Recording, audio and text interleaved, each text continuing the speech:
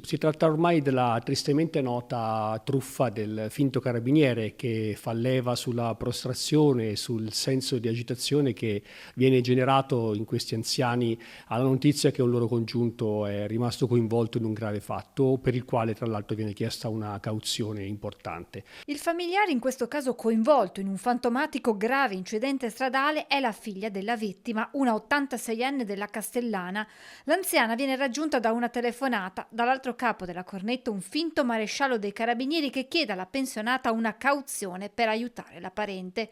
Poco dopo, alla porta di casa si presenta un complice, spacciandosi per avvocato, arrivato a recuperare quanto concordato nella precedente chiamata. In questo caso parliamo di 370 euro e circa 23.000 euro di controvalore in monili in oro. In realtà il controvalore era molto più importante perché la signora aveva anche un affetto particolare per quegli ori.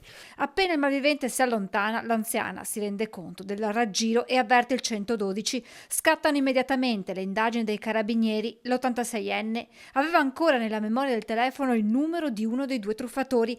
Grazie al tracciamento dei loro cellulari, i militari riescono a risalire ai due responsabili. Si tratta di un cittadino polacco di 39 anni incensurato e residente in Campania e un cittadino tunisino di 24 anni con precedenti specifici e senza fissa dimora.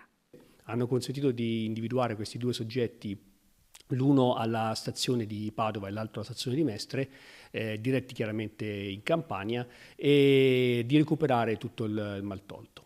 I due sono stati denunciati in stato di libertà per truffa aggravata in concorso. Dalle forze dell'ordine rinnovate le raccomandazioni alle fasce più deboli come gli anziani ad iniziare, in caso di dubbi, dal contattare sempre il 112. Di fidare sempre di chi chiede denaro e oro perché comunque diciamo, gli organi deputati al controllo del territorio, parliamo di forze di polizia ma di altre agenzie che si occupano anche di altri servizi pubblici, non chiedono mai denaro a domicilio e soprattutto non chiedono il controvalore in monili in oro.